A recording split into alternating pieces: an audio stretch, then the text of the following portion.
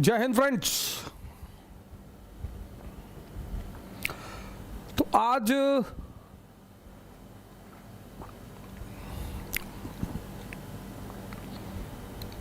आशा करता हूं ईश्वर की कृपा से आप सभी स्वस्थ होंगे, सुरक्षित होंगे।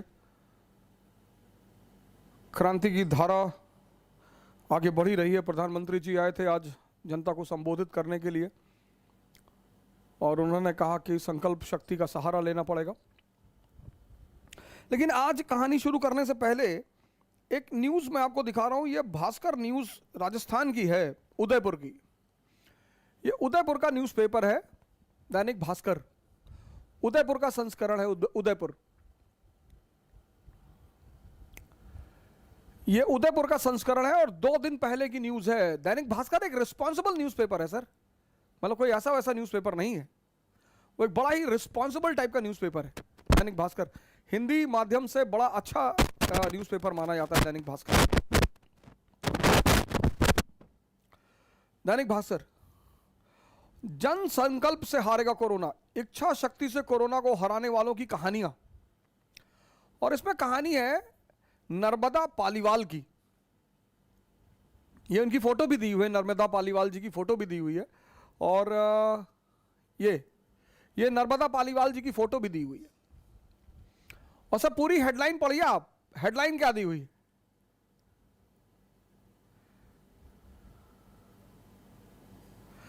आप पूरी हेडलाइन पढ़िए। दैनिक भास्कर की हेडलाइन है सर, आप पूरी हेडलाइन पढ़िए। फेफड़े 95% खराब बताकर डॉक्टर ने भेजा घर। कहा 95% इन्फेक्टेड, अब नहीं हो सकता कुछ, अब जाओ। और 5% पर महिला ने जंग जीत ली। नर्मदा पालीवाल, सर प्रणाम है। खैर राजस्थान की महिलाएं ऐसा करें तो बहुत आश्चर्य भी नहीं होता है सर। वो जौहर वाला इलाका रहा है तो मतलब अगर वो ऐसा करें तो उस पर बहुत आश्चर्य भी नहीं होता सर। लेकिन बहुत बड़ी बात है सर, बहुत बड़ी बात। मैंने कल, हमारे कोई मित्र हैं, उन्होंने अपना नाम तो नहीं लिखा लेकिन उन्होंने मुझे भेजा कि सर ये एक मैसेज है और नर्मदा पालीवाल जी का, और आप हमसे अभी जुड़े होंगे थोड़ी देर में। तो ये नर्मदा पालीवाल जी, ऐसे और 1-2 मैसेजेस मेरे पास बड़े अच्छे अच्छे हैं।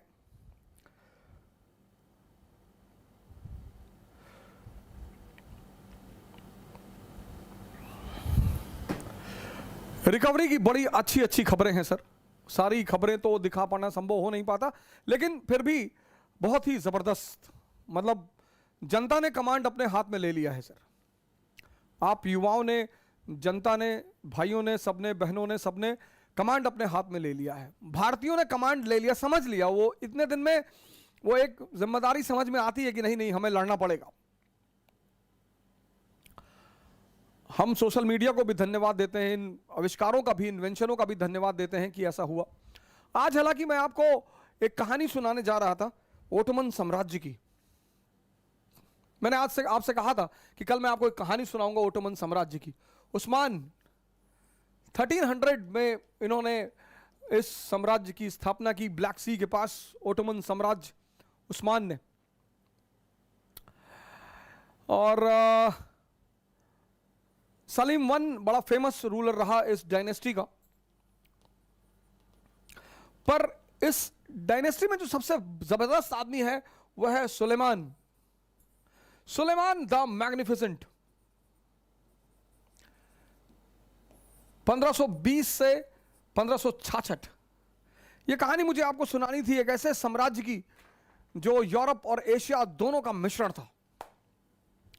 कोई एक नेशनैलिटी नहीं थी ओटोमन साम्राज्य में।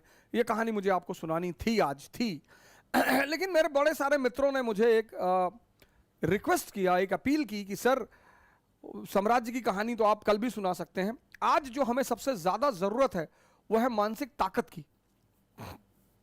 मैंने कहा यह बात तो बिल्कुल सही है, और मानसिक ताकत की एक ही दवा है, ध्यान।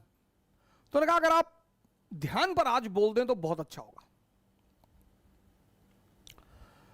तो मैंने कहा चलो आज का सेशन मैं ध्यान पर ही केंद्रित करूंगा। तो पहला दिन जो मैंने वर्ड चुना वो था उत्साह।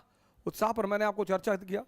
दूसरे दिन पर हमने चर्चा की जज्बात पर। कल मैंने चर्चा की डायरेक्शन पर। और आज जो शब्द मैंने चुना है वो है ध्यान। आज मैं इस पर चर्चा करूंगा। बड़ा इंपॉर्टेंट शब्द है और मैं कहूंगा कि भारत की संस्कृति की लाइफलाइन है ये शब्द। आधुनिक शिक्षा, मॉडर्न एजुकेशन। मॉडर्न एजुकेशन क्या बनाती है? IAS, minister, member of parliament. हालांकि कम बनाती है, ज्यादा पढ़े लिखे लोग तो अमेरिका, लंदन ही आईटी वाईटी करके चले आ रहे हैं। इंजीनियर्स बनाती है, डॉक्टर्स बनाती है, ये बनाती है। ये हमारी मॉडर्न एजुकेशन आज ये बनाती है। जो हमारी प्री मॉडर्न एजुकेशन थी, प्री मॉडर्न जो हमारी प्री मॉडर्न एजुकेशन थी, ये भगवान बनाती थी। आपने शायद कभी अपने शिक्षकों से, अपने टीचरों से, अपने परिवार से शायद यह सवाल नहीं किया होगा कि भगवान भारत में ही क्यों पैदा होता है। आखिर ऐसा क्या है कि भगवान को इतना क्या लगाव है भारत से जो भगवान भारत में पैदा होता है। प्रभु राम, श्री कृष्ण, भगवान बुद्ध, भगवान महावीर, भगवान कबीर, भगवान रविदास, भगवान नानक। आपने शायद यह सवाल नहीं किया होगा कि भगवान इस देश में क्यों पैदा होते हैं और भगवान हमने माना किसको। अब यह देखिए, दो बहुत बड़ा अंतर है। इसीलिए जो आधुनिक युग, पूर्व आधुनिक युग के जो शिक्षक थे,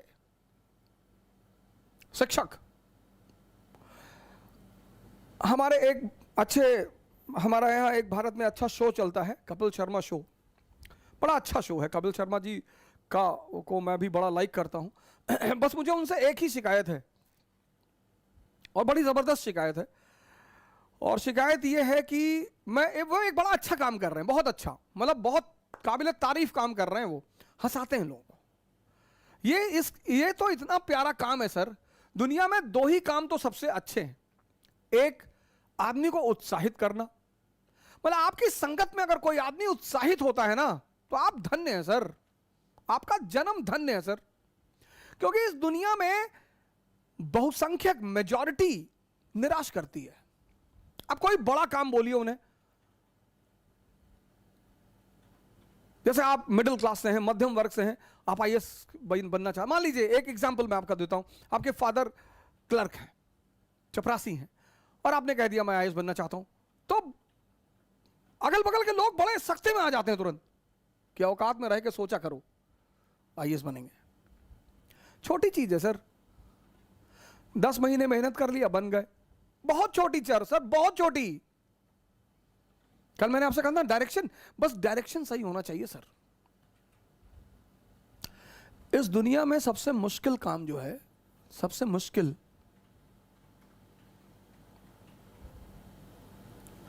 हमारे लिए, आपके लिए सबसे मुश्किल, वो है इंसान बनना। मैं कपिल शर्मा जी की बात कर रहा था, तो बड़ा अच्छा काम कर रहे हैं। दो काम जो लोग करते हैं, मैं उनको बड़ा, उनसे खुश रहता हूं। एक, जो लोगों को उत्साहित करते हैं कि आप किसी के पास गए, आपने कहा कि साहब हम प्रधानमंत्री बनना चाहते हैं, उसने कहा अरे वाह बेटा, बहुत बढ़िया, मिठाई खिलाओ इनको, पढ़ो बेटा कायदे से, योग करो, ध्यान करो, बिल्कुल बनोगे, कोई बात नहीं, शाबाश। और एक, जो लोगों को हंसाते हैं। जैसे मैं कभी कभी, हाँ हूं तो इंसान ही, तो कभी कभी अगर मैं थोड़ा सा भी निगेटिव मोड में आया तो मैं चार्ली चैपलिन के शोज देखता हूं। मतलब वो आदमी भगवान ही रहा होगा। किसी को हंसाना बड़ी बात है सर। शर्मा जी बड़ा अच्छा काम कर रहे हैं। उनसे नाराजगी मुझे सिर्फ इस बात की है, कभी आपकी उनसे मुलाकात हो तो मेरी तरफ से यह प्रार्थना उनसे जरूर करिएगा, हिंदुस्तान के संतों का मजाक ना बनाया करें, कोई एपिसोड ना बनाएगा सर। बहुत बड़ी चीज है सर, उनकी औकात नहीं है कि वो हिंदुस्तान के संतों का मजाक बनाए सर। बुद्ध जब एंटर करते थे ना बिंबिसार और अजात शत्रु के दरबार में, हिंदुस्तान का शहंशाह खड़ा हो जाता था सर। मोगालीपुत्तिस बुद्धिस्ट संत था, जब वो अंदर एंटर करता था, अशोक, सम्राट अशोक। ये तो डेमोक्रेसी है सर, तब मोनार्की थी। सलीम चिश्ती की चप्पल उठाता था अकबर। सलीम चिश्ती, कभी आप फतेहपुर सीकरी जाएंगे, वहां उनकी मजार है सर। सलीम चिश्ती की चप्पल उठाता था अकबर। और ये गरीब लोग नहीं है सर, जिसके पास भगवान है वो गरीब कैसे हो सकता है सर? बस हमारी आंखें नहीं है। कैपिटलिज्म ने क्या किया है, एक नई एजुकेशन पॉलिसी जिसको हम मॉडर्न एजुकेशन कहते हैं, इसके तहत हमारे देखने का नजरिया बदल दिया है। ओह ही सो पुअर। आजकल के जो बच्चे स्कूल जाते हैं थोड़ा मिशनरी स्कूल में, तो when they C these cents तो दे से ओ पापा बेगर्स। मैंने कहा idiot, they control the entire universe, they are not beggars. भिक्षु और भिखारी दोनों में बहुत फर्क है सर। आपकी उनसे कभी मुलाकात हो कपिल शर्मा जी से, तो उनसे मेरी तरफ से हाथ जोड़कर निवेदन करिएगा कि सर इस देश में संतों को बहुत उच्च दर्जा दिया गया है सर। हमने कभी संतों को मारा नहीं सर। इस देश की सबसे बड़ी खूबसूरती यही है कि संतों ने कुछ भी कहा, लिबर्टी तो इस देश की ब्लड में है सर। कबीर कहां बैठते हैं? बनारस में। हिंदुओं का गढ़ है, ब्राह्मणों का, बनारस। और वहां वो कहते हैं पाथर पूजे हर मिले तो मैं पूजू पहाड़। कि अगर पत्थर पूजने से हरी मिल रहे तो मैं पहाड़ पूजूंगा, और ताते तो चकिया भली पीस खाए संसार। कुछ नहीं कहते उन्हें कोई। ठीक है यार, बोल रहे कोई बात नहीं। इस देश में बुद्ध ने कहा मैं ईश्वर और आत्मा के मुद्दे पे मौन है, किसी ने नहीं मारा सर। ज्ञान इस देश की अंतरात्मा है सर। भारत का मतलब है ज्ञान सर। और इंडिया को भारत की तरफ बढ़ना पड़ेगा। हमसे बड़े सारे स्टूडेंट्स आते हैं, कहते हैं कि सर पहले अटेम्प्ट में सफल हो जाए, कुछ तरीका बता दीजिए। मैंने कहा योग और ध्यान को। अरे सर योग और ध्यान से क्या होता है? क्या होता है?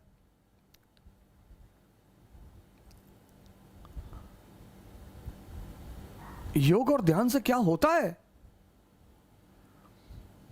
ये सर कौन है भगवान? अब जिस पैदा हम सब हुए इंद्रियों पे, सेंसेस पे, हमारा 20 साल तक सामना रहा सेंसेस से, और 20 साल तक जिसके साथ रहेंगे ना सर, तो उससे मोह बढ़ जाएगा, अनुराग बढ़ जाएगा सर। उसको छोड़ना बहुत मुश्किल हो जाएगा सर। तो जिन्होंने भी सेंसेस को छोड़ दिया और कॉन्शियस पे जीने लगे, हमने उन्हें भगवान मान लिया कि बहुत बड़ा काम कर डाला यार।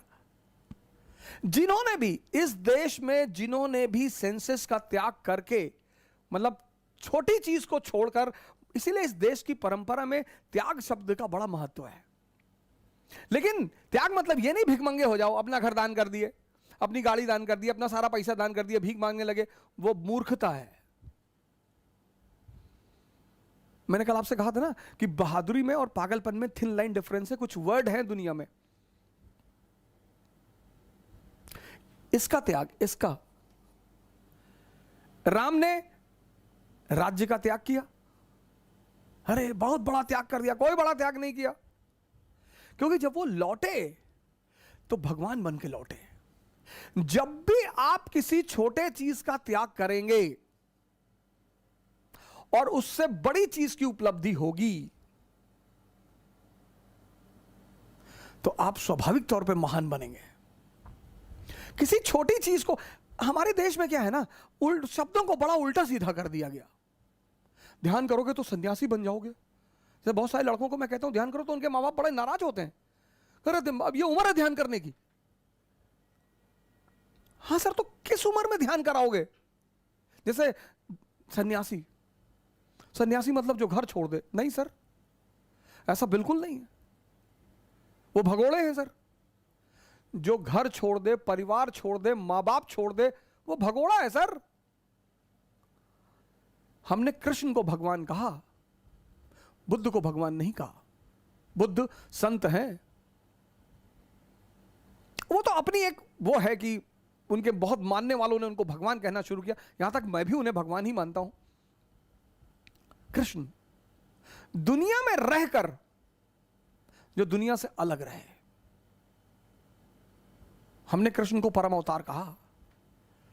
दुनिया में रहकर सर सारी चैलेंजेस को सामना करते हुए, तो इस शिक्षा में ऐसा क्या एडिशनल था कि लोग भगवान बनते थे? ध्यान।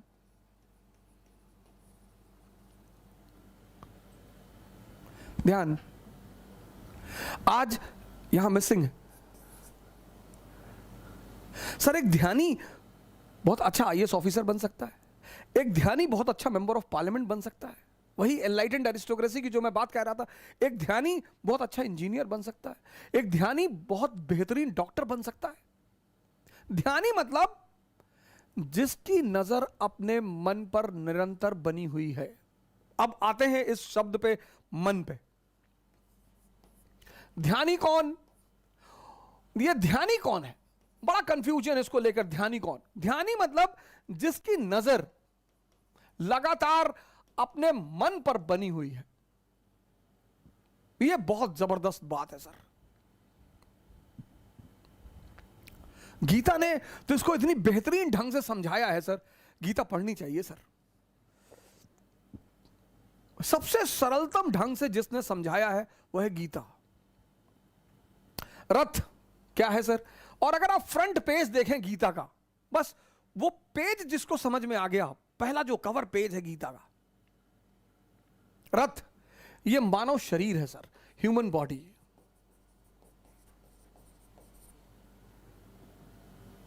लगाम क्या है सर? सांसें, ब्रीदिंग। हॉर्सेस क्या है सर? घोड़े। हॉर्सेस क्या है? इंद्रियां, सेंसेस। और घोड़े अगर बेलगाम हो जाएं तो जान ले ले सर, और गलत हाथ में लगाम ले ले तो गलत जगह पहुंचा दे। अर्जुन कौन है सर? ये आत्मा है सर, सोल। कृष्ण कौन है सर? ये ब्रह्म है, सुपर सोल। ब्राह्मण नहीं, ब्रह्म। कभी गीता का कवर पेज देखो सर आप। यार गीता उठाना भैया, कोई भी गीता वहां अलमारी में रखी हुई है, कई सारी रखी, कोई भी ले आओ। एक तो पैकेट में ही है, पैक है। रथ, ह्यूमन बॉडी। लगाम, ये सांसें आपकी। हॉर्स, इंद्रियां। अर्जुन, आत्मा। कृष्ण, ब्रह्म, परमात्मा। अब अगर ये लगाम, इन घोड़ों की लगाम जो बहुत ताकतवर हैं, अगर इनकी अर्जुन के हाथ में रहेगी तो अर्जुन डरा हुआ है, देखता है सामने ने खतरनाक खतरनाक दुश्मन, जिनका ट्रैक रिकॉर्ड इतना खतरनाक है। भीष्म कभी हारे ही नहीं, द्रोणाचार्य गुरु हैं, कृष्ण की उसकी कर्ण, उसकी टैलेंट का कोई ठिकाना ही नहीं, अश्वत्थामा अमर है। तो ये हमारा मन है जो जब भी किसी बड़ी चीज के सामने पड़ता है, सर इसमें तो थोड़ी सी फिगर छोटी है, ये देखिए, बड़ी सारी फिगर्स है मेरे पास। ये तो मैं गीता, इससे अच्छा गिफ्ट मैं मानता नहीं किसी को दिया जा सकता है। तो आप देखिए जो गीता होती है तो देख रहे हैं, छोटी सी जो नीचे बना हुआ है, इसीलिए जितनी भी गीताएं हैं सब पर ये कवर पेज पर ये इमेज बनी होती है, सब पे। ये बड़ी, अब हम सब क्या हैं? अर्जुन है। अब अगर ये लगाम हमारे हाथों में है सर, भय होना स्वाभाविक है, फियर। जैसे लोग आईएएस की तैयारी करने आते हैं तो कहते हैं सर 5-5 साल से लोग तैयारी कर रहे हैं। हम सब अर्जुन है सर, हमारा डरना स्वाभाविक है सर, हमारा घबराना स्वाभाविक है। तो ध्यान क्या है? ध्यान है इस लगाम को, ये जो लगाम है सर, इस लगाम को कृष्ण के हाथ में पहुंचाना, इस प्रक्रिया को कहते हैं ध्यान। और जब ये लगाम कृष्ण के हाथ में आ जाएगी, जो हमारी चेतना है, जिसके बल पर मैं देख रहा हूं, जिसके बल पर मैं बोल रहा हूं, जिसके बल पर मैं सुन रहा हूं, असीम है सर, इनफाइनाइट। इसलिए अर्जुन रथ के पीछे खड़ा है। संचालित कौन कर रहा है? वो पर ब्रह्म।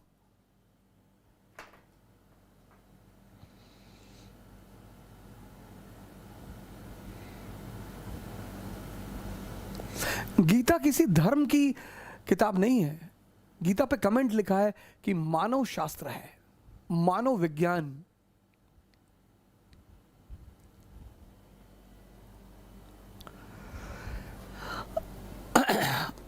अब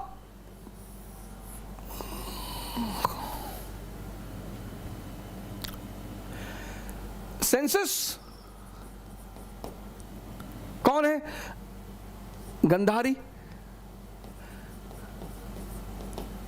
मन कौन है? धृतराष्ट्र।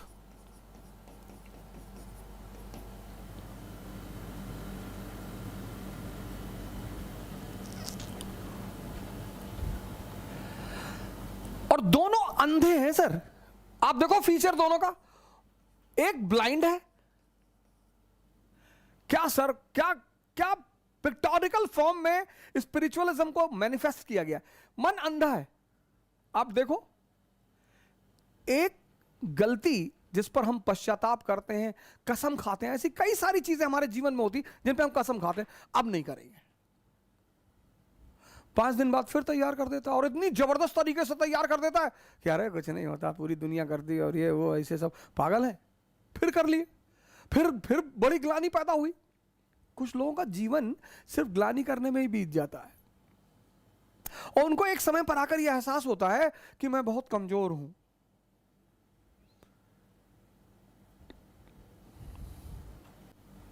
मन अंधा है सर। कैसे पता? ये एक ही गड्ढे में बार बार गिरता है। जिसकी आंखें होंगी वो एक बार जिस गड्ढे में गिर जाएगा, वो दोबारा उस गड्ढे में कभी नहीं जाएगा।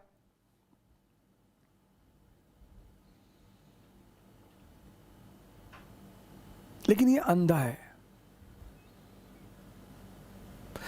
ये अंधा है। और जिसको ये कंट्रोल करता है, इसकी वाइफ, उसने अपनी आंखों पे पट्टी बांध रखी है, ये भी अंधी।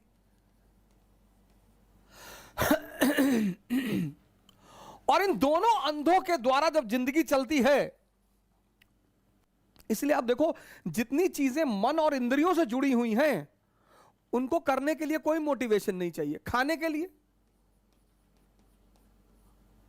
आपको चिकन अच्छा लगता है, कोई मोटिवेशन चाहिए कि हाँ हमको कोई मोटिवेट कर देता हम चिकन खा लेते ना? कोई मोटिवेशन नहीं चाहिए, क्योंकि इन दोनों अंधों को मजा आता है। खाने के लिए कोई मोटिवेशन नहीं चाहिए। जहां इनको रस मिलता है जिन चीजों में, दूसरी चीज है कॉन्शियस, चेतना।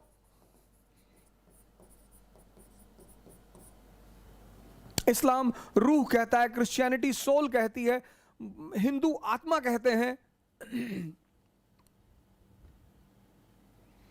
अब पढ़ना जो है, इसका संबंध किसी इंद्रिय से नहीं है। पढ़ाई का संबंध किसी इंद्रिय से नहीं है। इसलिए पढ़ाई के लिए क्या चाहिए? मोटिवेशन।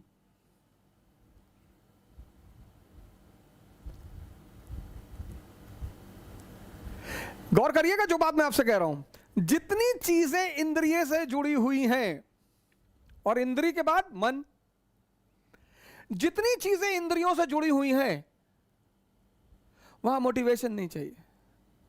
गर्लफ्रेंड के साथ पार्क में बैठने पर मोटिवेशन नहीं चाहिए।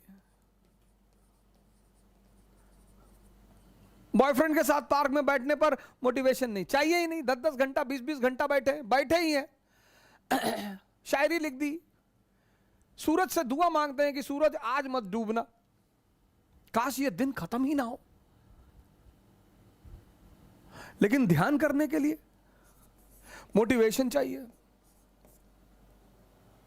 क्योंकि इसका संबंध इन चीज, गौर करिए इस बात को, आप इस पर गौर करिए, जिन चीजों का संबंध इंद्रियों से है और मन से, खासकर इंद्रियों से, उसमें मोटिवेशन की जरूरत नहीं है। और जो चीजें इंद्रियों से जुड़ी नहीं हुई हैं उनमें मोटिवेशन की जरूरत है। मैंने बड़े मुसलमान भाइयों को देखा है लोगों को मोटिवेट करते हुए कि नमाज पढ़ना चाहिए और नहीं, नमाज नहीं पढ़ोगे मालिक नाराज हो जाएगा। बड़े सारे हिंदू हैं, हिंदू समाज को कहते रहते हैं कि मंदिर जाना चाहिए, पूजा पाठ कराना चाहिए। इसीलिए तो सब ये सब जो प्राकृतिक आपदाएं हैं, लोगों ने ध्यान छोड़, लोगों ने पूजा पाठ छोड़ दी। और पूंजीवाद जो है, पूंजीवाद, उसको पैसा कमाना है, कैपिटलिज्म, उसको पैसा कमाना है, उसको पैसा कमाना है। तो उसने क्या किया, उसको ये खेल समझ में आ गया, तभी तो साइकोलॉजी सब्जेक्ट पैदा हुआ। उसने कहा यार आदमी के मन को ऐसा ट्रेन करो, ऐसा ट्रेन करो कि गोरा आदमी समाज द्वारा पसंद किया जाता है। आज सुंदरता का पैमाना क्या है? फेयरनेस।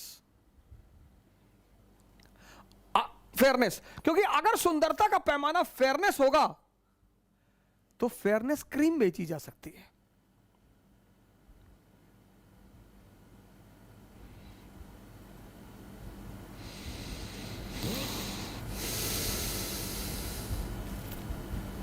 आज का रश है, हर आदमी की दौड़ है पैसा कमाना, क्योंकि उसे वो चीजें चाहिए जो उसके सेंसेस को आनंद दे सके।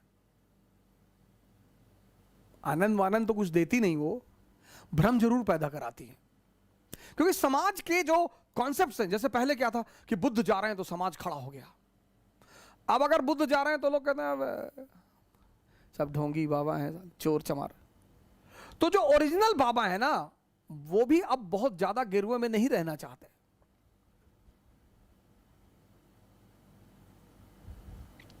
अब कोई टाई वाई पहन के आ रहा है और BMW से उतरा तो लोग खड़े होते हैं कि कोई बहुत बड़ा आदमी है भैया, बड़ा आदमी। पैरामीटर बदल गए। और ये सर बारह पैरामीटर कहां से बदला? अब अगर आप बाटी चोखा खा रहे हैं तो आप बैकवर्ड हैं, लेकिन अगर आप पिज्जा खा रहे हैं तो मॉडर्न है। और ये सारा दृष्टिकोण बदला कैसे? एजुकेशन कंट्रोल करके। अगर आप गन्ने का जूस पी रहे हैं तो आप बैकवर्ड हैं। आप पेप्सी पी रहे हैं, taste the thunder, Thums Up, आप फॉरवर्ड है। अगर आप ध्यान कर रहे हैं तो आप बैकवर्ड हैं।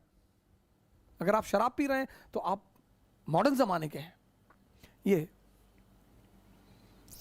अब जीवन में जो शक्ति मिलेगी वो इससे मिलेगी, पावर मिलेगी वो इससे मिलेगी, अचीवमेंट मिलेगी वो इससे मिलेगी।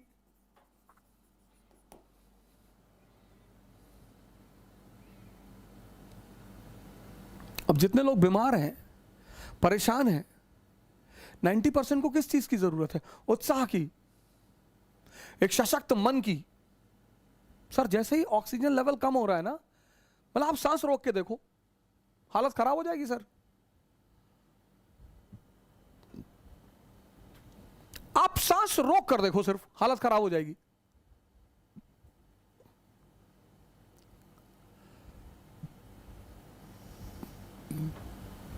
और जिनकी सांस रुक गई, और वो भी उस माहौल में, नेगेटिव माहौल में सांस रुक रही है। अगर ऐसा माहौल ना हो, कुछ ना हो, लेकिन माहौल ऑलरेडी इतना नेगेटिव बन चुका है। अरे भैया जिसको फोन करो, सुबह फोन कर दे रहे हैं लोग 5 बजे, भैया कुछ सुने? रख फोन, कुछ सुने मत सुना। आज लोग इतने उत्साहित हैं नेगेटिविटी फैलाने में। सर गाली हर आदमी दे सकता है, भजन हर आदमी नहीं गा सकता सर। नेगेटिविटी का सबसे अच्छा पहलू यह है सर कि सब कर सकते हैं, सब।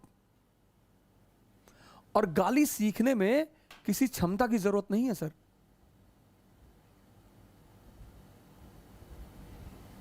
इसलिए दुनिया के जो सबसे निरीह लोग हैं, गरीब, वो गाली देते हैं। इसलिए गाली का संबंध हिजड़ों से है।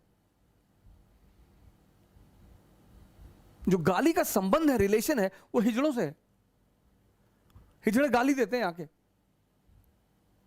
इसलिए अगर आपको कोई गाली दे रहा है तो बुरा मानने की जरूरत। गाली का सबसे गहरा संबंध, सबसे गरीब चीज है, गरीब सबसे न्यूनतम चीज है, सबसे निम्नतम चीज है गाली देना।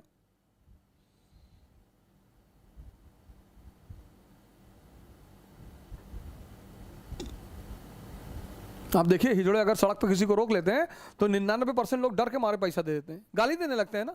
और आप कुछ कर ही नहीं सकते, आप तोप हैं, क्या फर्क पड़ता है।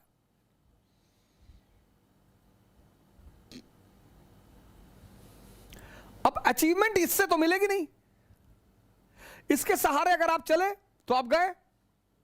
पावर इससे मिलेगी, अचीवमेंट इससे मिलेगी,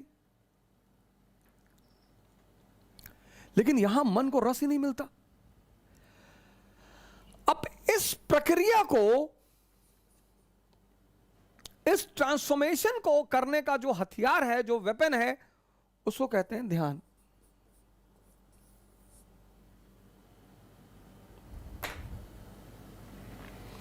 ये ट्रांसफॉर्मेशन है ना सर, आज हमारे 90% भाई बहन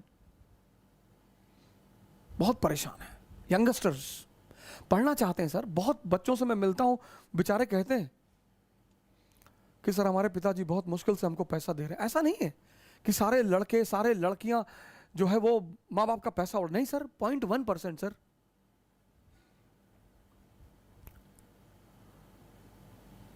पॉइंट 1% सर। हमारे एक मित्र हैं रवि सिंह प्रतापगढ़ के, वो हमको फेसबुक के थ्रू जानते हैं, हो सकता है कहीं बैठकर हमको सुन ही रहे हो प्रतापगढ़ में।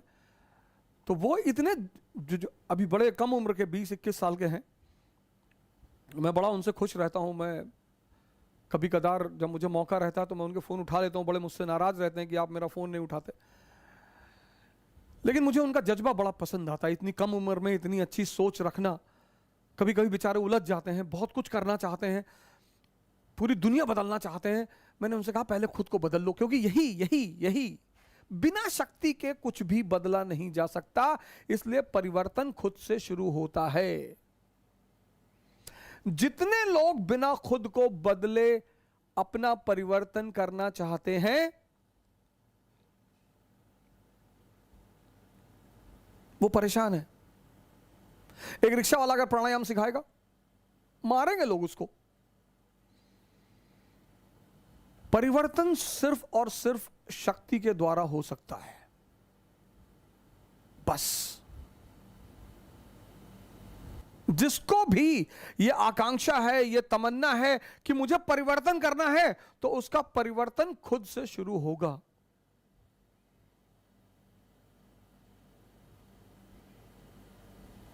जिस शहर में लोग मुझसे बात नहीं करना चाहते थे,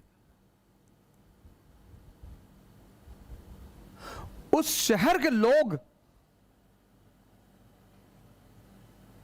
हालांकि बड़ा महान शहर है गोंडा, यूपी में मेरी जन्मस्थली है, बहुत अच्छे लोग हैं वहां पे,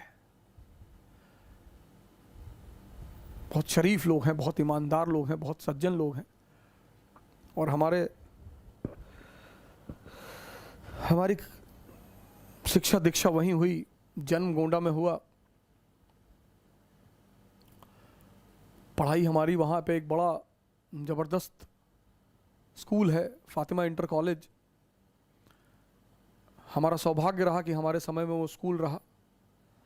हमारे शिक्षक रहे वहाँ बड़े ज़बरदस्त, मैडम हैना रहीं, मिस पिंटो रहीं, और बड़ी अच्छी दिशा मिली वहाँ से।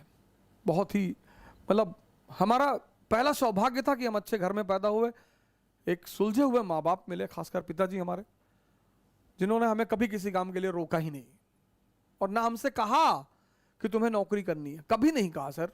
आज भी भगवान का आशीर्वाद हमारे साथ है, हमसे उन्होंने कभी नहीं कहा, कभी कहा ही नहीं सर। और समझाने का तरीका तो इतना लाजवाब है, कभी मारा ही नहीं सर। मतलब हमारी एक तमन्ना है कि हमारे फादर हमको मार दें, और कोई तमन्ना ही नहीं सर। कभी मारा ही नहीं सर, कुछ भी किया मैंने, कुछ भी, वो मारा ही नहीं उन्होंने, कहा नहीं नहीं सही है, ठीक है बढ़िया है, अच्छा है, बहुत बढ़िया, जाओ। मैं देखता था मेरे दोस्त थे, उनके पिताजी का बड़ा भय होता था, ओ पटक पटक के मारे जा रहे हैं, ओ अवध ओझा के साथ मत रहना। हमारे पिताजी ने यार बेकार है सब, बाबू बाबू बन के रहेंगे जिंदगी में, तुम टेंशन मत लिया करो, जाओ। पता नहीं क्या सोचते थे, कोई ऐसा भी नहीं था कि कोई बहुत बड़े यूनिवर्सिटी के पढ़े हुए थे या कोई बहुत बड़े विद्वान थे, लेकिन एक सोच है उनके पास। और आज मैं जहां भी हूं, सबसे अहम भूमिका उनकी है सर। श्री माता प्रसाद ओझा पोस्ट ऑफिस में पोस्ट मास्टर रहे, पोस्ट मास्टर से रिटायर हुए वो, और मैं जहां भी हूं सर, जहां भी, वो उन्हीं की देन है। मतलब पहली जो नींव रखी है वो उन्होंने ही रखी है।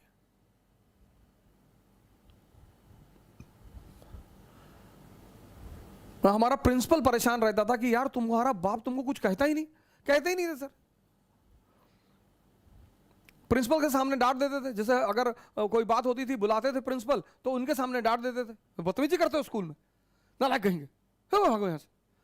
फिर कहते थे लड़का है साहब, फिर बाहर निकल के हमसे कहते थे कि पागल है तुम्हारा प्रिंसिपल।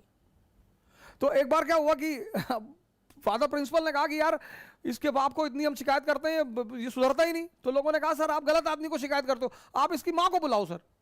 तो उन्होंने हमारी माँ को बुलाया, माता जी ने ऑफिस में ही मारना शुरू कर दिया। तो प्रिंसिपल को लगा कि हाँ हाँ यार पहले हम गलत आदमी को बुला रहे थे।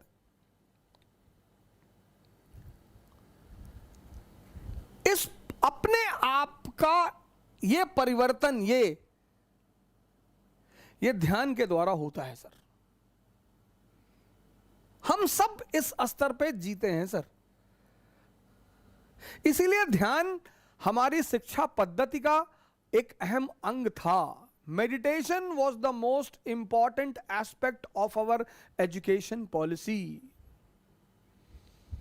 सर आपका लड़का, उसका दिमाग, उसका मन, अब लोग जो बहुत समृद्ध लोग हैं वो थोड़ा सा साइकोलॉजिकल काउंसलिंग कराते हैं कि हमारे बच्चे का पढ़ाई में मन नहीं लग रहा है। क्या काउंसलिंग करेगा वो?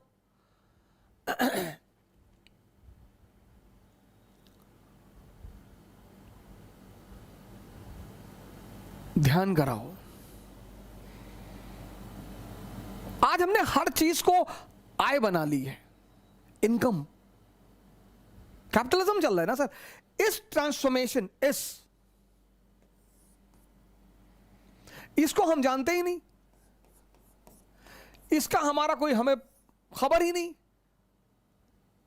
ये हमारे लिए एक नया वेंचर है।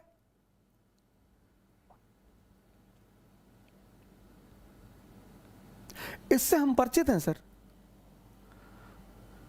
हमारे पहला जीवन का परिचय ही इंद्रियों से होता है।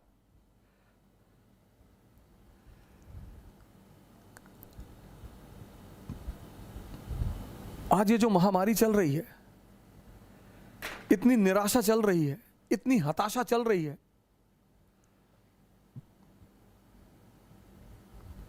बताइए, मैंने आपको दिखाया ना, ये देखिए 95% 95% इन्फेक्शन इस महिला का सर, 95%। ये देखिए, ये उदयपुर की महिला नर्मदा पालीवाल, ये देखिए दैनिक भास्कर की न्यूज है सर। उदयपुर की महिला नर्मदा पालीवाल, डॉक्टर ने कहा 95% इन्फेक्शन है, घर जाइए, अब कुछ नहीं हो सकता, और रिकवर किया उस महिला ने। कहां से ऊर्जा आई सर? आप बहुत थके हारे हैं, घर जा रहे हैं, कह रहे हैं आप नहीं चल पाएंगे, शेर कुत्ते ने दौड़ा लिया और आप भाग रहे हैं 80 kilometre per hour. Energy hidden थी ना सर।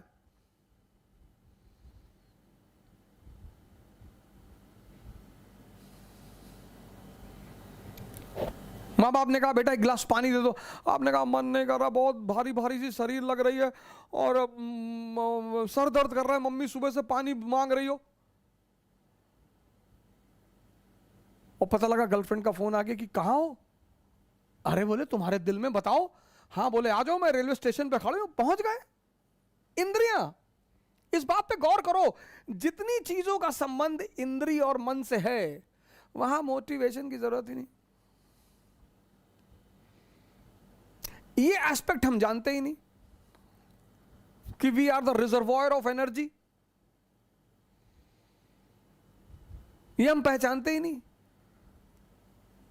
इसका तो हम मजाक उड़ाते हैं, सदगुरु को हम गाली देते हैं। ये हमारे देश में ही पॉसिबल है कि सदगुरु को हम गाली दें? अमृत बांट रहे हैं सदगुरु कोयम्बटूर में बैठ के, मैं उनसे कभी मिला नहीं, कभी नहीं, कभी यदा कदा मैं उनके स्टेटमेंट सुन लेता हूं या कोई वीडियो मैंने सुन लिया लेकिन मैंने उनके चमत्कार बहुत देखे हैं। मैंने उनके कई फॉलोअरों को देखा, उन्होंने अपना कैंसर ठीक कर लिया सर। गुरु की पहचान उसके योग्य शिष्यों से होती है। मैं कई सदगुरु के शिष्यों से मिला और जबरदस्त लोग सर, जबरदस्त परफॉर्मर। पर हमारा देश का लेफ्ट इंटेलेक्चुअल गाली दे रहा है, सदगुरु इज ऑक्यूपाइंग लैंड, ऑक्यूपाइंग, सदगुरु इज ऑक्यूपाइंग लैंड। वो फ्री में अमृत बांट रहा है। अरे वो पहले अपराधी था। हाँ तो वही कोई भी अपराधी भी हो सकता है सर। अंगुलीमाल ही तो बनेगा बुद्ध। यही तो ट्रांसफॉर्मेशन है, यही तो मिरेकल है इस कंट्री में। वाल्मीकि भी तो डाकू थे सर, बुद्ध तो अय्याश ही थे सर। बुद्ध इस दशा में थे। बुद्ध भी तो यहीं पे थे सर। सिद्धार्थ, बुद्ध नहीं, सॉरी, सिद्धार्थ, बुद्ध नहीं, क्षमा चाहता हूं, मैं अपने इस शब्द को वापस लेता हूं। सिद्धार्थ भी तो यहीं पे थे। दिमाग जिंदा हो गया सर, गुरु मिल गया, यहां पे आ गए। नहीं तो लिच्छवियों के राजा रहते, कोई नहीं जानता। 7707 राजा थे, किसी का नाम पता है? किसी लिच्छवी राजा के नाम को जानते हो सिद्धार्थ के पिता के अलावा? वो भी उस लिच्छवी राजा का नाम सिर्फ हम इसलिए जानते हैं क्योंकि वो बुद्ध के पिता हैं। तब भी बुद्ध वो चाहते थे कि जब बुद्ध आते हैं जंगल से वापस तो उनके पिताजी शुद्धोधन कहते हैं कि मैं तुमको राज्य अभी भी दे सकता हूं। अरे बोले जाओ यार।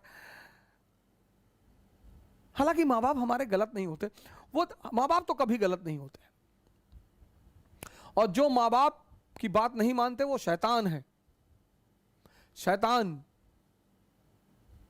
लेकिन हाँ कभी कभी ऐसा होता है कि माँ बाप हमें समझ नहीं पाते, तो लड़ने की क्या जरूरत है सर? माँ बाप से नहीं लड़ा जा सकता सर, कभी नहीं लड़ा जा सकता।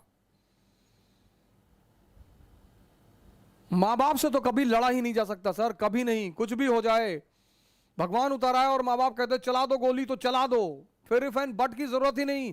यह स्थिति है माँ बाप की सर। 7 महीना मैं रहा ऋषिकेश में सर, मेरा अटेम्प्ट खत्म हो गया, सब ने मेरा साथ छोड़ दिया सर, सब ने।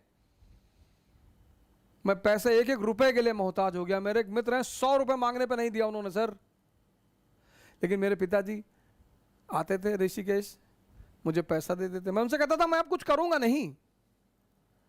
अगर तुम इस सोच में आते हो कि मैं कुछ करूंगा, मैं वापस जाऊंगा, मैं MBA करूंगा, मैं पैसा कमाऊंगा, तुम्हारी बुढ़ापे की गारंटी बनूंगा, मैं कुछ नहीं करूंगा। तो बोले यार हम तुमसे कुछ कहते हैं, लेकिन जब तक मैं जिंदा हूं तब तक मैं आकर तुमको पैसा देता रहूंगा। और सर 7 महीने आते रहे वो ऋषिकेश और मुझे पैसा देते रहे सर।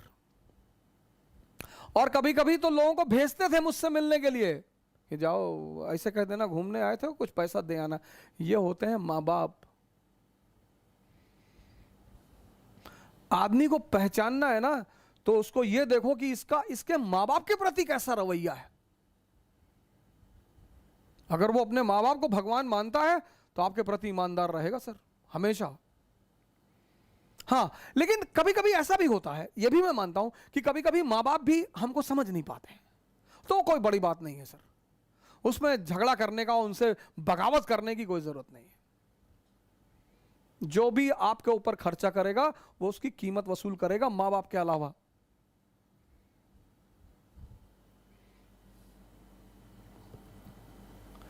हर वो चीज जो इस परिवर्तन को करती है, हमने मजाक बना दिया। पंडित रविशंकर, अरे उनकी हिस्ट्री पता है, क्या करेंगे वे हिस्ट्री जान के? हर संत, ज्यादातर संत जीवन के शुरुआत में शैतान ही रहे हैं, इसमें कौन सी बड़ी बात है? जो यहां पे रहा है, अगर आप इंद्रियों पे जी रहे हैं और आपका खाने में रुचि है, पीने में रुचि है, स्त्री में रुचि है, पुरुष में रुचि है, वो कोई बुरी बात ही नहीं है। वो तो सर आप इस स्तर पे जी रहे हैं इसलिए है। समझिएगा इस बात पे, वो तो आप इस स्तर पे जी रहे हैं इसलिए है सर, और ये ताकत है सर। इसीलिए उस घोड़े की लगाम इसके हाथ से निकालकर, इस अंधे के हाथ से निकालकर इस आंख वाले के हाथ में देने के ध्यान कहते हैं।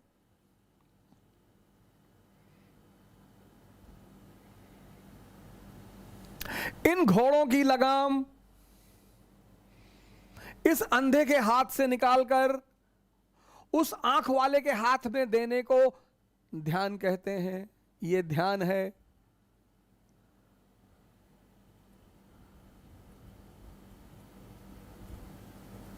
तो जो ध्यान क्या है, ये समझ में आया?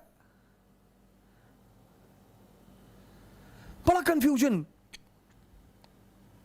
ये पश्चिम के लोग हमारा मजाक उड़ाते हैं और भारत वाले हंसते हैं उनके साथ। हाँ, यस इंडियन होगी आर वेरी, 4 लाइन इंग्लिश की बोलते हो और अपने आप को शेक्सपियर समझते हो। थोड़ी फटी हुई जीन्स क्या पहन ली, माइकल जैक्सन बन गए।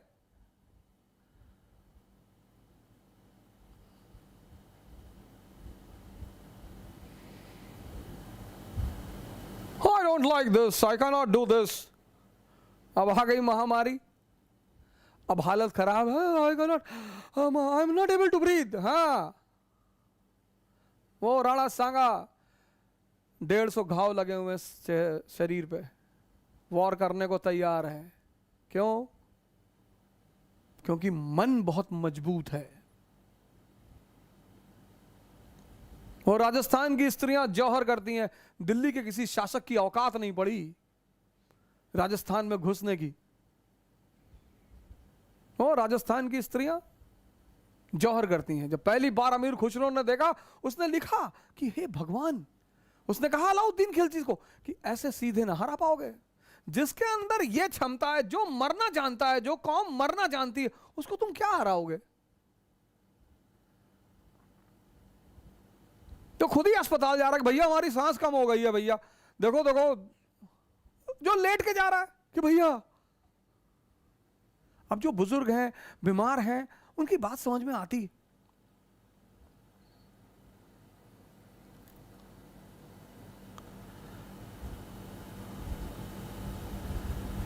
इसलिए मंदिर में लाइट जलाई जाती, शमशान में नहीं जलाई जाती है, क्योंकि शमशान एक नेगेटिव जगह है, मौत से जुड़ी हुई।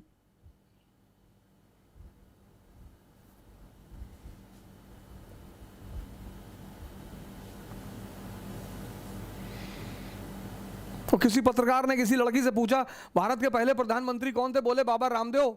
बोले वो पत्रकार ने कहा मैं भगवान से, ईश्वर से दुआ। किसी चीज को देखने का तरीका, किसी चीज को देखने का तरीका, आप ऐसा नहीं कि जो चीज देख रहे हैं वो सब सही है। एक मारवाड़ी जो है, वो एक शराब की दुकान पे गया और उसने शराब के दुकानदार से कहा कि देखो, अगर मैं अपनी आंख को अपनी दांत से काट लूं तो मुझको एक बोतल शराब दोगे? दुकानदार ने कहा कि आंख को दांत से काटोगे? उसने कहा हां। कहा अच्छा काट के दिखाओ, देंगे। उसने एक बोतल निकाल के रख दिया। उसकी आंख नकली थी एक, उसने निकाली और दांत से काट के दोबारा लगा ली। दुकानदार तो चकरा गया कि अरे यार ये तो धोखा दे गया हमको। उसने कहा अच्छा। तो उस मारवाड़ी ने कहा कि देखो, अगर मैं अपनी दूसरी आंख भी दांत से काट दूं तो? दुकानदार ने कहा बेटा तू दूसरी तो काट ही नहीं सकता। उसने सोचा कि यार ये आता तो है देखते हुए, अगर दूसरी आंख भी इसकी नकली होती तो ये चलता कैसे? ये कभी टकराया ही नहीं, कभी गिरा ही नहीं। तो उसने कहा अब तो कंफर्म है कि अब ये हार जाएगा। उसने कहा तू दूसरी काट के दिखा, मैं तुझे 2 बोतल दूंगा। मारवाड़ी ने कहा सोच ले। उसने कहा मैं बोतल लाऊं ना तो 2 बोतल दूंगा।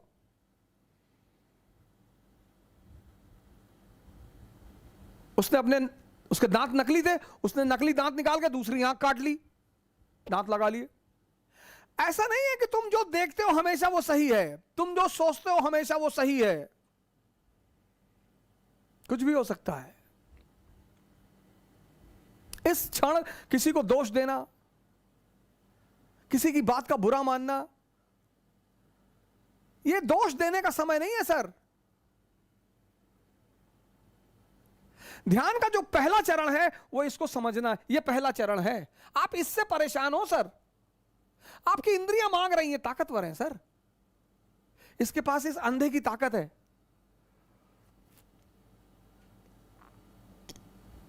ध्यान का जो पहला चरण है वह है मन को समझना। अगर आप समझने लगे कि हाँ यार, आप पढ़ने बैठे, जैसे आप पढ़ने बैठोगे, दिन भर आपको कुछ याद नहीं दिलाएगा, दिन भर आप घूमो कुछ याद नहीं दिलाएगा आपको, कुछ नहीं। जैसे आप पढ़ने बैठे वैसे याद दिलाएगा कि यार योजना नहीं लाए, यार योजना लानी थी, यार योजना नहीं लाए, यार वो दोस्त के कमरे पे यार नोट्स रखा यार। जैसे ही टेबल पे बैठोगे सबसे क्रूशियल बात याद दिलाएगा। इसका मुजरा देखते वक्त, कभी मुजरा देखते वक्त देखो गांवों में डांस होता है, कभी इसने कहा मैं बोर हो रहा हूं यार, चलो बाहर रिलैक्स होना। आप गौर करो, कुछ जगहों पे ये बोर ही नहीं होता, दिन दिन बैठा हुआ है, रात रात बैठा हुआ है, पढ़ने बैठेगा ये बोर होता है। 1 घंटे में कहता है थोड़ा एक चाय पी ले, मन फ्रेश कर ले। अच्छा, क्या मन फ्रेश करेगा भाई? इन कामों को करने में ये बोर होता है, इसको मन फ्रेश करना होता कि मैं ऊब रहा हूं। इसको थिएटर में बिठा दो, अरे मजाल है बोर हो जाए। इसको स्त्री के साथ बिठा दो, पुरुष के साथ, ये बोर ही नहीं होता। वहां इसको ये नहीं कहता कि नहीं नहीं यार मैं बोर हो रहा हूं, मैं जरा चाय पी के आता हूं फिर तुमसे बात करता हूं। गर्लफ्रेंड के साथ बैठे दिन भर बैठे, वहां नहीं बोर होते। आप इसकी जालसाजियां समझो, आप इसकी चालाकियां समझो। इसी देखने को ध्यान कहते हैं। ध्यान क्या है? ट्रांसफॉर्मेशन।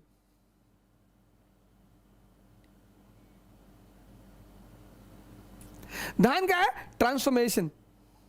उसका पहला चरण क्या है? इसको देखना, बस सिर्फ पहचान लेना कि अरे यार ये तो मुझे बेवकूफ बना रहा है। जब तुम ये जान जाते हो कि कोई तुम्हें बेवकूफ बना रहा है, बस उसी दिन से तुम बेवकूफ बनना बंद हो जाता है तुम्हारा।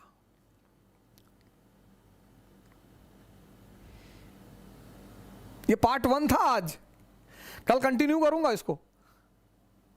लेकिन सबसे हाथ जोड़कर विनती करता हूं, बड़ी अच्छी अच्छी खबरें आ रही, सब बड़े अच्छे अच्छे मैसेज आ रहे हैं कि हमने वहां अनाज पहुंचवा दिया सर।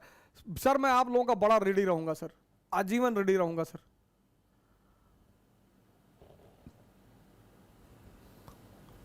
मैं आप सभी लोगों का रेडी रहूंगा, आजीवन रेडी रहूंगा सर। आप जो भी जिसकी मदद कर रहे हैं, जिसका हेल्प कर रहे हैं, कुछ नहीं होगा सर, अपने हिम्मत को बनाकर रखिए। सर देखिए, मैंने आपसे पहले भी कहा, डेंगू ने भी बहुत सारी जानें ली, स्वाइन फ्लू ने बहुत सारी जानें ली सर, मलेरिया ने जानें ले ली सर। आज मलेरिया हम कुछ नहीं समझते, मलेरिया को आज हम मलेरिया को कुछ नहीं समझते सर, लेकिन इस जमाने में मलेरिया ने बड़ी जानें। डायरिया, आज हम डायरिया को कुछ नहीं, लेकिन डायरिया किसी जमाने में बड़ी खतरनाक बीमारी थी सर। बुद्ध की मृत्यु डायरिया से हुई सर, सर अकबर की मृत्यु डायरिया से हुई। आज तो हम डायरिया सुन के डरते ही नहीं। डायरिया 1 घंटे में पूरी शरीर का पानी निकाल सकता है, 1 घंटे में। और अगर पूरे शरीर का पानी निकल गया सर, फिर पानी अंदर भेजना, और बिना फ्लूइड बॉडी का सारा मूवमेंट जाम हो जाएगा, खत्म खत्म सर। लेकिन आज लोग डायरिया सुन के डरते नहीं। अच्छा डायरिया है, दे दो यार, केला खिला दो, केला खिला दो।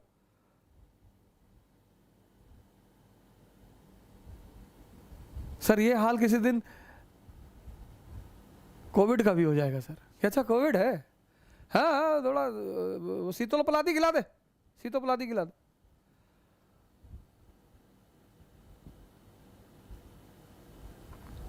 निपटना पड़ता है सर। हमारी कंट्री है सर, हमारा देश है, हमारे लोग हैं सर, हमारे भाई बंदे सर। ठीक है मतभेद है, मेरे बड़े सारे लोगों से मतभेद हैं, आपके मुझसे हैं, मेरे आप, बड़ी अच्छी बात है सर, इसमें कोई बुराई नहीं है सर। मैं किसी दल को मानता हूं, दल का आप देखो, मैं कोई राजनीति की बात नहीं करता, किसी पार्टी की बात नहीं करता। आप देखो नौजवान क्रांति में किसी पार्टी की कोई बात नहीं, किसी दल की कोई बात नहीं, किसी नेता की कोई बात नहीं, क्योंकि यह राजनीतिक मंच नहीं है सर, यह राजनीतिक मंच नहीं है सर। आप अलग दल के होंगे, मैं अलग दल का होऊंगा, अच्छा है सर, बढ़िया है सर, डेमोक्रेसी है सर, उसमें इतना बुरा क्या है। लेकिन इसका मतलब यह नहीं कि हम दुश्मन हैं सर। आज मैंने आपको बताया, ये डायग्राम बना लीजिएगा सर, बड़ा प्यारा डायग्राम है, इसको समझिए पहले इसको समझिए सर। कुछ भी कर ले जाएंगे सर, आप कुछ भी कर ले जाएंगे, कुछ भी। अगर नामदेव डाकू से संत हो सकते हैं सर, अगर अंगुलीमाल डाकू से संत हो सकता है, अगर वाल्मीकि हो सकते हैं, अगर अवध ओझा हो सकता है, तो आप क्यों नहीं हो सकते सर? सब हो सकते हैं सर, बशर्ते उन्हें रास्ते का पता हो। मदद करिए सर, इस वक्त हम सबको एक दूसरे की जरूरत है सर। हम लड़ लेंगे सर, और आप टेंशन मत लिया करिए।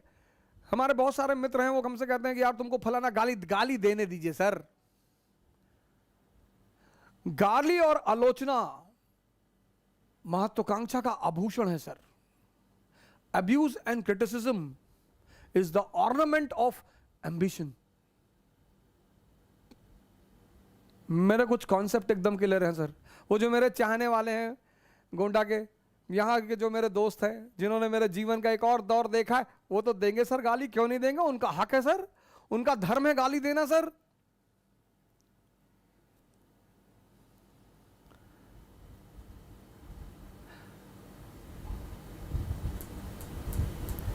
पर छाता खींच लेने से सूरज की ताकत नहीं कम होती सर। मैं तो बड़ा खुश होता हूं जब वो मुझे गाली देते हैं। मैं तो बड़ी दुआ करता हूं कि प्रभु, क्या बात है प्रभु, आप बिल्कुल प्रतिकार ना किया करें, हमें डिफेंड ना किया करें। हमें पता है हम कैसे डिफेंड करेंगे। बस हम एक दूसरे की मदद करें सर। ये साथ वाला है ना कि साथ ही हाथ बढ़ाना, साथ ही हाथ बढ़ाना, ये वो वाला दौर है सर, जब हम एक दूसरे को, एक दूसरे की। आज एक लड़का मुझसे मिलने आया था, वो आते ही सर लेट गया मेरे दरवाजे के सामने। उसके फादर को सिलेंडर चाहिए था, बेचारे को मिल गया कहीं से, पता नहीं अब मेरे कहने पे मिला कि नहीं मिला ये मुझे नहीं पता, लेकिन मुझे बड़ा अच्छा लगा सर। मैंने कहा अरे बेटा क्या कर रहे हो? कहा नहीं सर। और जो भी बांटो, कल दूसरा पार्ट है ध्यान का। आज ये डायग्राम को समझो सर, इंबाइब करो इसे। कल मैं बताऊंगा ध्यान करना कैसे है, ध्यान का पहला फेस क्या है। शुरू करो सर, 10 साल में पूरी दुनिया पे कब्जा कर लेंगे सर, कोई दिक्कत नहीं है सर। छोटे मोटे ख्याल तो आओ ही मत, छोटे मोटे ख्यालों को तो आने ही मत दो सर। हमसे लोग कहते थे तुम्हारे बाप पोस्ट ऑफिस में थे, हैं तुम इतनी बड़ी बड़ी बातें करते हो। मैंने कहा मेरे फादर से मुझे क्यों देख रहे हो? मेरे फादर क्या थे वो मेरे फादर जाने। अब राहुल गांधी अगर नरेंद्र मोदी से कहें कि तुम्हारी औकात क्या है तो राहुल गांधी को शोभा नहीं देगा। तुम इतनी बड़ी औकात पाकर अभी तक लड़ रहे हो, और वो आदमी खदान से उठा और इतनी ऊंचाई पे पहुंच गया। मायावती, मुलायम सिंह यादव, लालू यादव, हिस्ट्री कुछ भी कहे इनके बारे में, लेकिन व्यक्तिगत अचीवमेंट इनकी बहुत बड़ी है सर। हिस्ट्री, नेपोलियन को कुछ भी कहे, लेकिन सर उसकी अचीवमेंट, एक मोनार्की वाले कॉन्टिनेंट में एक गैर राजवंश का आदमी राजा बन रहा है सर, और किसी की हिम्मत नहीं उसका विरोध कर दे। अभी सुनाऊंगा उसकी कहानी, अभी जब फ्रांस की क्रांति पर पहुंचूंगा। और सर नेपोलियन की कहानी सुनाए बिना तो विश्व इतिहास कभी पूरा ही नहीं होगा सर।